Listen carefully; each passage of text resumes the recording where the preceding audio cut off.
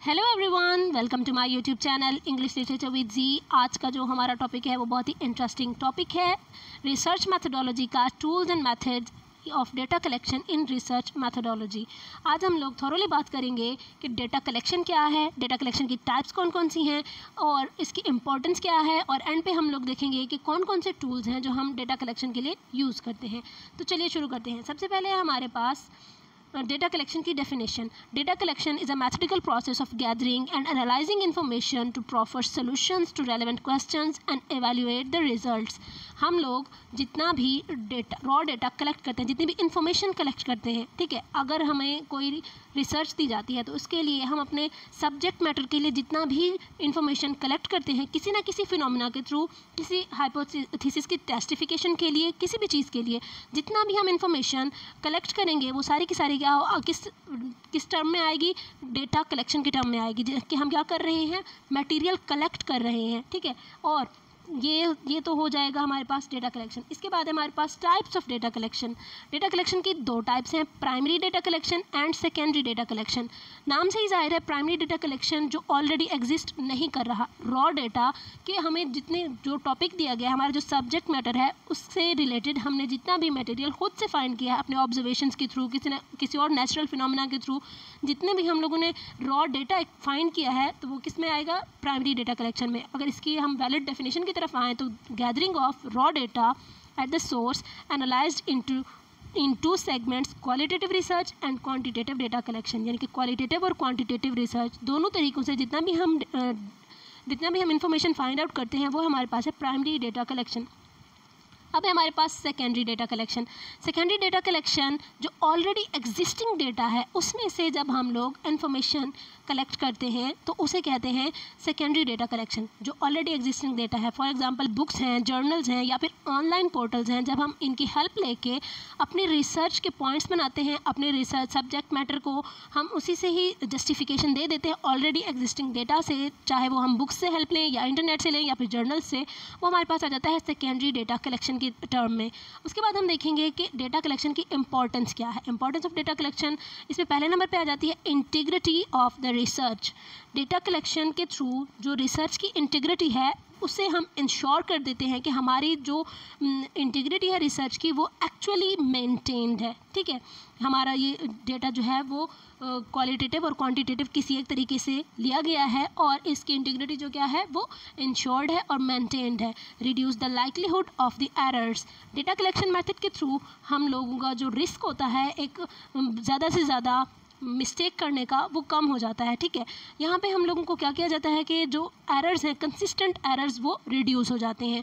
और उसके बाद हमारे पास डिसीजन मेकिंग में जो एरर्स का रिस्क होता है वो मिनिमाइज़ हो जाता है। और उसके अलावा जो अनइन्फॉर्म्ड डिसीजंस होते हैं उससे भी हम लोग बच सकते हैं कि जो रिसर्चर है वो अनइन्फॉर्म्ड डिसीजन नहीं बनाएगा, बल्कि उसका जो डिसीजन होगा वो रिलायबल होगा और ऑथेंटिक होगा। Save cost and time. Data collection के थ्रू हमारी कॉस्ट और हमारा टाइम दोनों ही सेव हो जाते हैं। जो रिसर्चर होता है उसके जो फंड है वो भी उसे किसी फजूल से तरीके के लिए वेस्ट नहीं करता, यानी कि वो एक पहले से ही सजेस्टेड उसके पास जो भी टूल होगा या फिर उसके सब्जेक्ट मैटर से रिलेटेड जो भी टूल होगा वो पहले से ही उसी की तरफ जाएगा, अपना कॉस्ट को वेस्ट नहीं करेगा, फंड वेस्ट नहीं करेगा, उसका टाइम भी वेस्ट नहीं होगा।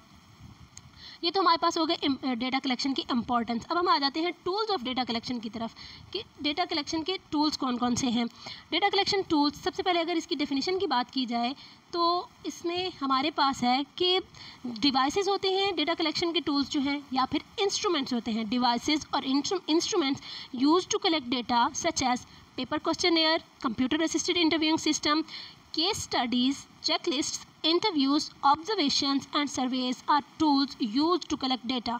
अब हमारे पास कौन कौन सी, इस डेफिनेशन के अकॉर्डिंग हमारे पास कौन कौन सी चीज़ें आ गई हैं, मतलब कि कौन से इंस्ट्रूमेंट्स हैं हमारे पास डेटा कलेक्ट करने के लिए, या फिर कौन कौन सी डिवाइसेज हैं। उसमें पहले नंबर पे है इंटरव्यूज़, दूसरे नंबर पे है क्वेश्चनेयर, फिर है रिपोर्टिंग, फिर डॉक्यूमेंट्स एंड फाइनली हमारे पास आ जाती है ऑब्जर्वेशन। ये टूल्स हैं ये डिवाइसेस हैं या फिर इंस्ट्रूमेंट्स हैं डेटा कलेक्ट करने के। सबसे पहले नंबर पे है इंटरव्यू। अगर इंटरव्यू की डेफिनेशन देखें तो face to face conversation between two individuals with the sole purpose of collecting relevant information to satisfy a research purpose. Interview की अब हम टाइप्स देखेंगे कि इंटरव्यू की कितनी टाइप्स हैं। इंटरव्यू की हैं 3 types, structured interviews, semi structured interviews and unstructured interviews. Structured interviews कौन से होते हैं?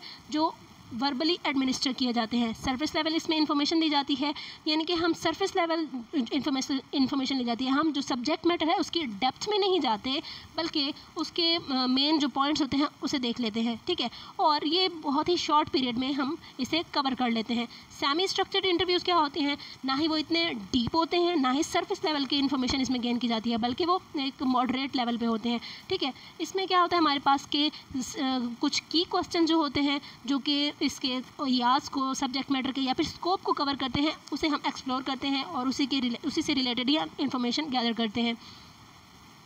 फिर है हमारे पास अनस्ट्रक्चर्ड इंटरव्यूज़। अनस्ट्रक्चर्ड इंटरव्यूज़ जो होते हैं ये सब्जेक्ट मैटर की इन डेप्थ हमारे पास जो इन्फॉर्मेशन कलेक्ट की जाती है वो अनस्ट्रक्चर्ड इंटरव्यूज़ में की जाती है। और इंटरव्यू ये होता है जो वाइड रेंज ऑफ इन्फॉर्मेशन जब हमने कलेक्ट करनी हो, यानी कि all the areas, all the scopes and in depth information about a subject is collected in unstructured interviews। अब हम देखेंगे कि merits and demerits of interviews. Interviews के जो हमने 3 तरीके, इनकी टाइप्स पढ़ी हैं, इसके फ़ायदे क्या हैं और इसके नुकसान क्या हैं।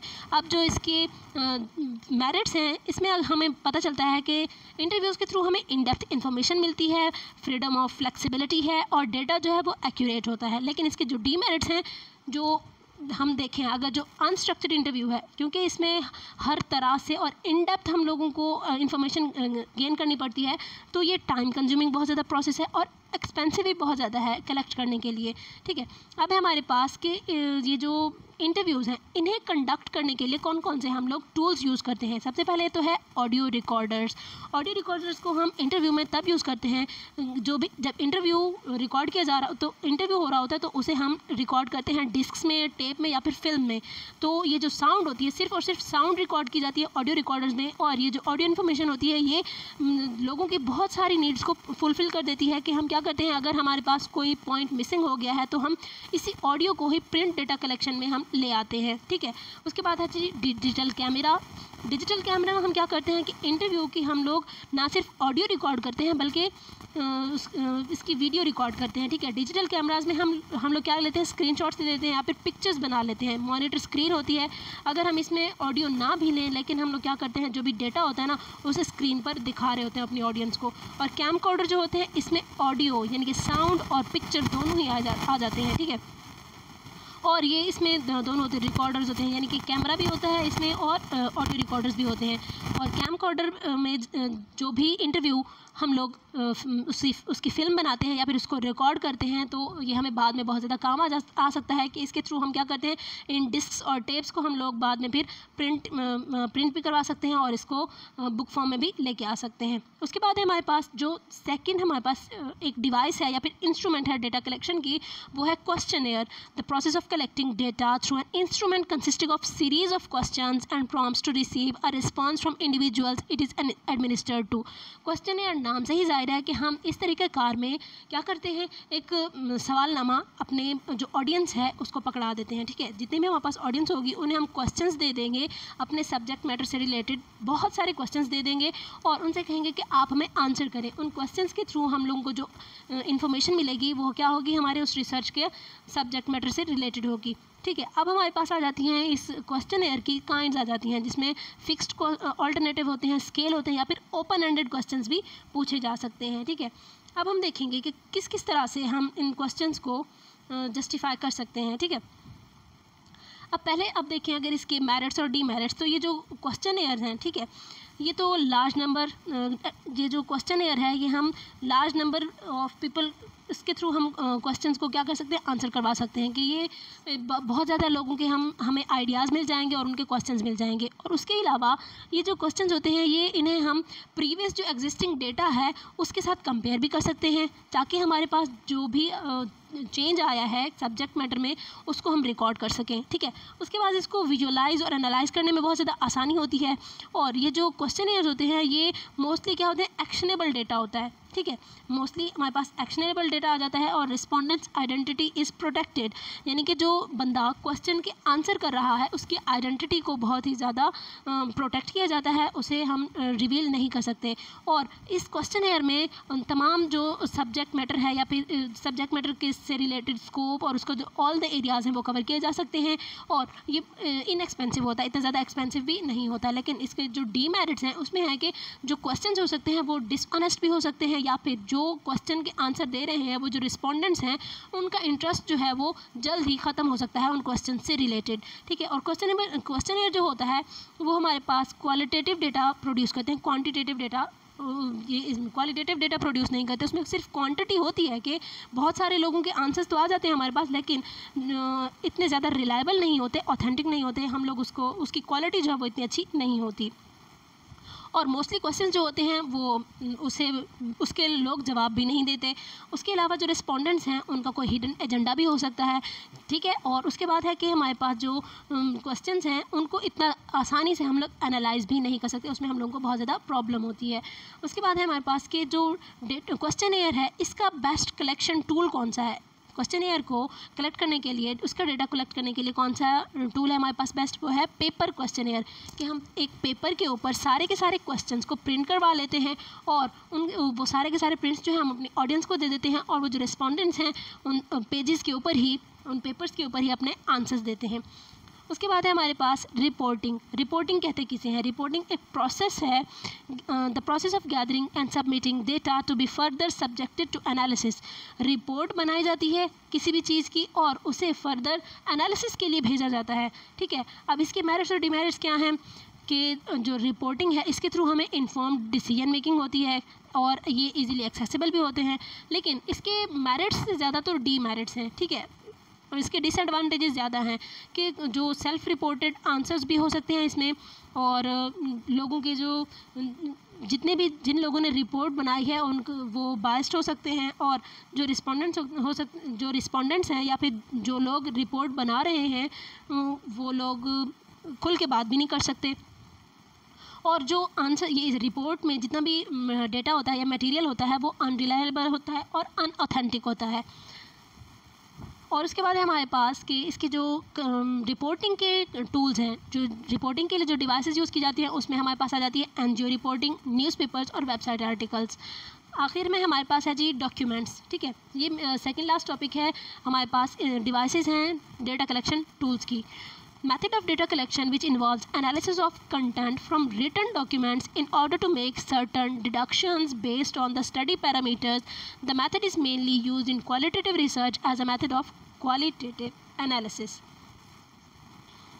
हमारे पास जो ऑलरेडी रिटन मटेरियल है उसमें से जब हम लोग क्या करते हैं, यानी कि एग्जिस्टिंग डेटा से हम एक ऑथेंटिक और रिलायबल जब हम इंफॉर्मेशन गेन करते हैं किसी भी इस फिनोमेना के थ्रू, डॉक्यूमेंट्स के थ्रू, तो हमारे पास जो रिसर्च का हमारा जो एक पूरा एक पेपर सामने आता है तो उसे क्या कहते हैं, डॉक्यूमेंट कहते हैं।